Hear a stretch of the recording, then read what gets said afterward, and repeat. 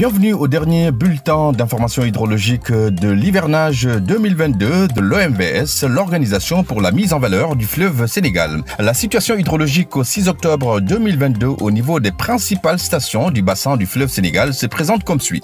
Pour les stations sur l'affluent principal, Sokotoro sur le Bafing en Guinée, le niveau de l'eau est à la cote 2,07 m à l'échelle, la tendance est à la baisse. À Balabori sur le Bafing en Guinée, le niveau de l'eau est à la cote 4,29 m à l'échelle, la tendance est à la hausse. À Manantali, en amont du barrage au Mali, le niveau de l'eau dans la retenue est à la cote 207,14 m IGN, la tendance est à la hausse. La cote normale de remplissage de la retenue est à 208,05 m IGN. Pour ce qui est des stations sur le fleuve Sénégal, à Kaye, le niveau de l'eau est à la cote 4,90 m à l'échelle, la tendance est à la baisse. La cote d'alerte à la station de Kaye est à 8 m à l'échelle. À Bakel, le niveau de l'eau est à la cote 7,48 m à l'échelle, la tendance est à la baisse. La cote d'alerte à la station de Bakel est à 10 m à l'échelle. À Matam, le niveau de l'eau est à la cote 7,73 m à l'échelle, la tendance est à la baisse.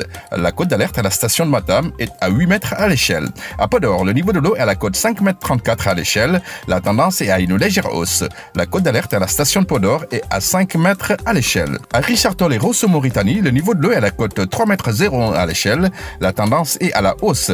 La cote d'alerte à la station de Richard Toll est à 3,50 m à l'échelle. À Diamant, en amont du barrage, le niveau de l'eau dans la retenue est à la cote 1,52 m IGN, la tendance est à une légère hausse. À Saint-Louis, le niveau de l'eau est à la cote 1,20 m à l'échelle, la tendance est à une légère hausse. La cote d'alerte à la station de Saint-Louis est à 1,75 m à l'échelle.